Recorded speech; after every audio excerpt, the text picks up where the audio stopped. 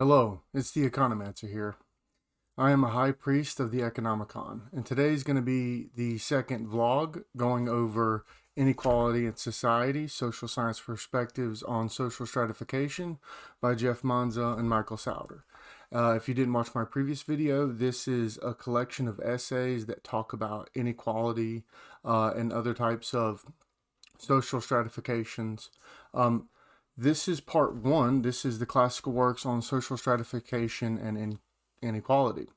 So today is going to be going over The Division of Labor by Adam Smith. So this is the very first essay after the introduction. So before we continue, the division of labor is something that's massively important to modern society, as well as how we've gone from an old type of archaic society, whether it's agrarian, into modern society. This is fundamentally why he wrote this, and he's seen the importance of the division of labor. So what that means is if I'm going to build a pencil, it's going to take me a long time to build a pencil, right?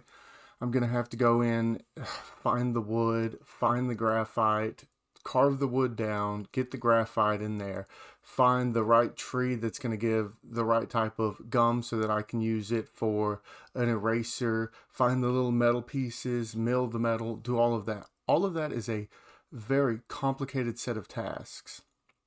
But if one person does each task, they become infinitely better at it because they're just going to do it repetitiously. And so a key takeaway from this as we're reading and going through it is the important thing that Adam Smith is really trying to get across outside of just the division of labor is to increase human capital. Now, human capital increases similar in the way of the law of motion, if you're familiar with physics. So that it's necessarily something that's going to keep increasing for society as well as an individual. So the more human capital or the more things a person knows, that also spills over to what other people know, so on and so forth. And so that's really an important part of what Adam Smith is saying here. So we're going to jump into the very first quote. The division of labor, however, so far it is can be introduced, occasions in every art a proportional increase of the productive powers of labor. The separation of different trades and employments from one another seems to have taken place in some consequence of this advantage. So what he's saying is that we are advantaged in society by having this division of labor that goes throughout, because it makes things a lot better. It's a lot easier, right? So he talks about making a nail. So one person who's not even a great smith, it would take him all day to make one nail. He can go to a factory where they have individuals that do one part of the job, can make 4,000 nails a day. So this division of labor increases the output that society can get, and that makes society better off. Because the more output we have, one, the cheaper things are going to be in general, and two, the more things that we have. So we don't care about money in so much in economics, which is why some models don't include it. But what we do care is how much is being produced, how much can we use, whether that's food, clothes, technology, everyday essential items such as cleaning. All of this is founded upon the division of labor. Then we go to the next quote. This is what he calls the great increase of the quantity of work which, in consequence of the division of labor, the same number of people are capable of performing, is owing to three different circumstances. First, to the increased dexterity in every particular workman. Secondly, to the saving of the time which is commonly lost in passing from one species of work to another. And lastly, to the invention of a great number of machines which facilitate and abridge labor, enable one man to do the work of many. So the first one, we can already tell, that's human capital accumulation. So to increase the dexterity means being able to do something a lot better continuously. You'll be able to complete tasks easier the more you are doing it, right? And so the more you can do it, the more you're thinking about the task, and I shouldn't say it this way, but if you've ever worked manufacturing, the more ways you can find those little corners that you can cut, that that's not taking away from the productive capacity or causing any problem in the production itself, but, hey, I don't need to do this to this to this. I can, go to 1 to 3, and 2 is an unnecessary. Now, that's obviously guided by some bylaws, but essentially that's what happens. The second one is efficiency gains through the division of labor. So if I have to, go out here, mill my own dirt, plant all my things, and do all of that, and then take it to trade from my place all the way to the market and all the way back, that's a good bit of work. Now, if I think about it the same in applying that to manufacturing, if I have to go out, like I was talking about with the pencil, and get all of these different things to bring it back so that I can do it, that becomes far more inefficient. Whereas there's a network of individuals that can work together. I can buy it from them, and then I can set up my shop to where each one of these tasks is done in-house. And that makes everything a lot easier. Now, because of globalization and because we've come so far in technology from what Adam Smith, even thought about, we can now, look into these, great amount of logistics that have changed everything and have made, moving logistic warehouses a more ideal way to go about this, where you don't have to just have, a big warehouse where you do everything. You can actually do day-in shipping. There's a lot of companies that are moving to this. This is more of an Eastern style, whereas the West is typically held on to this idea where we just have giant warehouses. Whereas, you go to Japan, they don't really have big warehouses. They have one-day warehouses. So this is something that is changing, but it's still an efficiency gain, and it's still predicated upon, the first. Third, this is the capital investment and the innovation that comes from it. So when we're talking about machines, first, machines are capital. So we're investing in capital to make lives easier for individuals working. And then second, these individuals who are working, as well as those on the outside, so we can think of that now as the engineers. He calls them the philosophers, but really the engineers. They're going to be, out there doing all of these things to make the machines better, but also the individual working on the machine. If you've ever worked manufacturing, you find that guy who's like, maybe you could, do this, this, and this. And he talks to the engineer, and the engineer's like, that's brilliant. So by coming together with this capital investment, as well as having individuals work on these machines for, a long period of time, they're going to be able to come up with innovations, as well as the outsiders who aren't working on it. They're going to be able to come up with these innovations. And so that leads to more division of labor, that leads to better output for society. Now, again, this is in regards to just, basic economics, but where does this lead into what we're talking about for inequality? Well, I'm going to go into this last little bit because this is something that's not really talked about very often, but it's very important for science, social science, economics, and all of that. In progress of society, philosophy or speculation becomes, like every other employment, the principal or sole trade and occupation of a particular class of citizens. Like every other employment too, it is subdivided into a great number of different branches, each of which affords occupation to a particular tribe or class of philosophers. And this subdivision of employment in philosophy, as well as in every other business, improves dexterity and saves time. Each individual becomes more expert in his own peculiar branch, more work is done upon the whole, and the quantity of science is considerably increased by it. Now, a lot of people think that, when they speak to an expert, that expert, economics. I consider myself somewhat of an expert in economics because I've read the Economicon front and back. But I am particular to a certain part of economics, and that just so happens to be applied econometrics and growth and development. Those are the two things that I typically work in. So those are the places that I am a master of my trade. But that doesn't mean that I can, go and have a conversation with someone who does, let's say regional economic development, or someone who's specifically in public economics. I am at a complete loss in understanding in comparison to them in those tasks. And this goes into, physics, where you have like nuclear physics, particle physics, so on and so forth. And so when these individuals are coming together for these theoretical models, the amount of knowledge necessary for like one main equation or something like that, it has to be divvied up and divided amongst the scientists that each have to be able to, think about their particular scientific branch in that.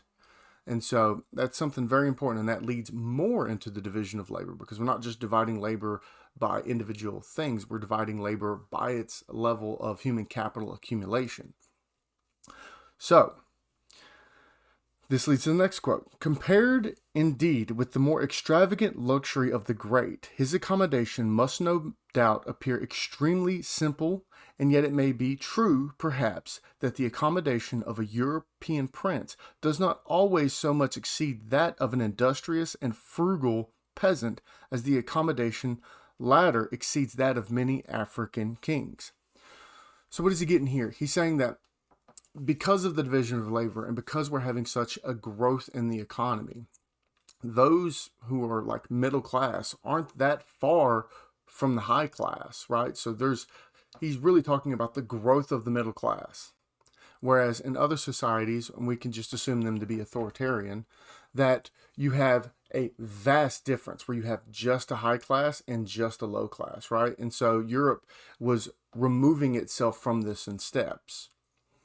And this is really kind of quintessential to some of the things I was talking about in the last episode, is that, as we've increased in society, this technological barrier, this gap that we have is shrinking. Now, it's still there, but it's smaller in comparison, generation by generation. So this is something to think about. And one of the things that he thought was very impressive. Now, this gets into the hard part about what he's talking about. So, the difference of natural talents in different men is in reality much less than we are aware of, and the very different genius which appears to distinguish men of different professions when grown up to maturity is not upon many occasions so much the cause as the effect of the division of labor.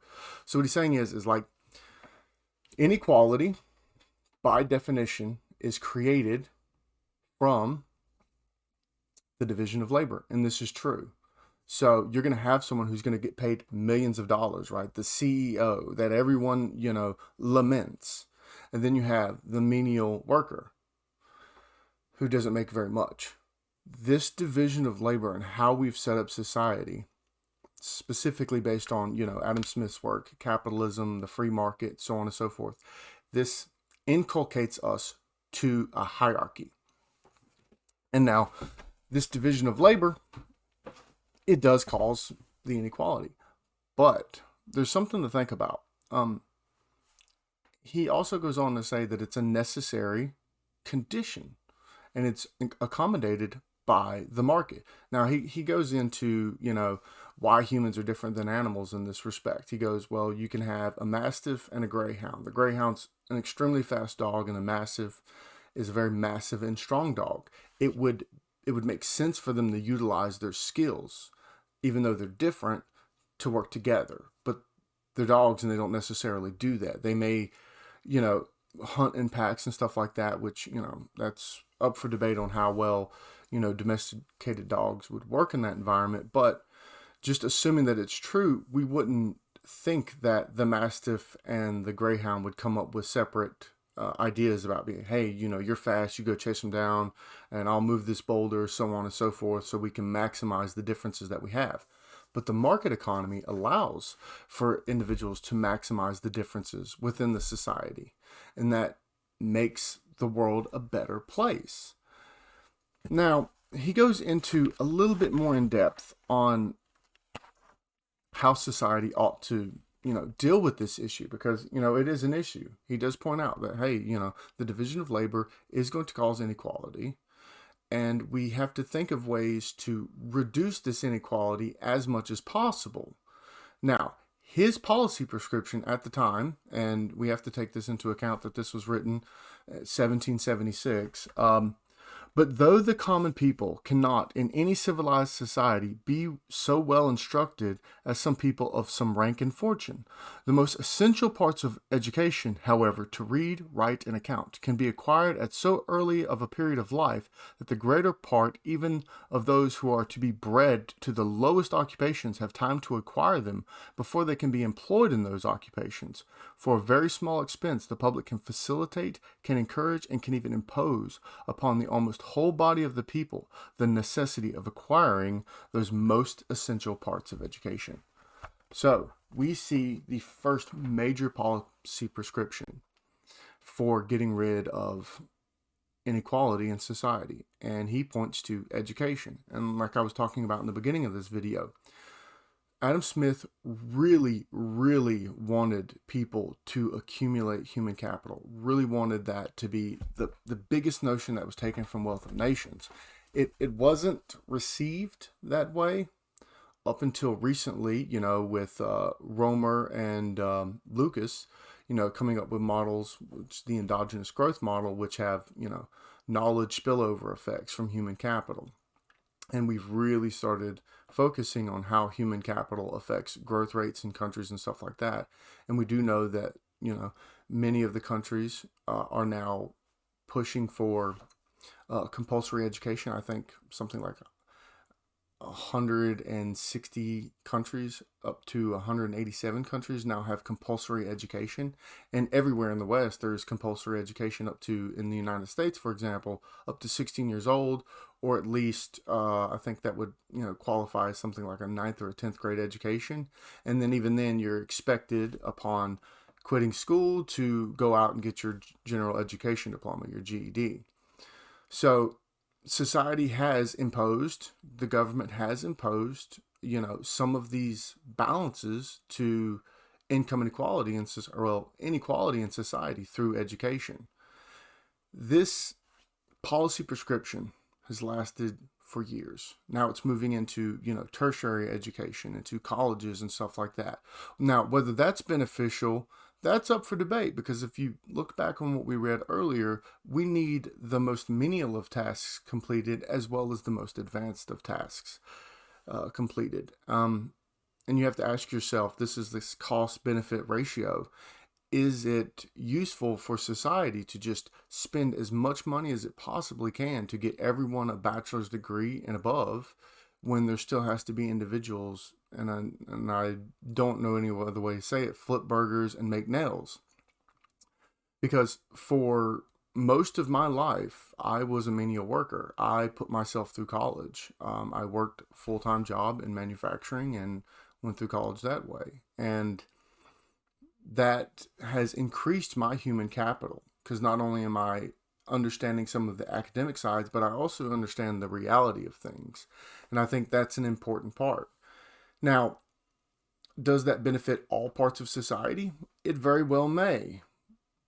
Could it be a negative? It might possibly be. There's some reason to believe that not all college educations are equal, and that when you start getting society to learn more and more unnecessary for growth, specifically for economic growth and development, college educations, that it's not beneficial, that it's actually harmful to society. But that's a topic for another day. I am the Economancer. I hope you've enjoyed this video. Please like, share, subscribe, and have a good one.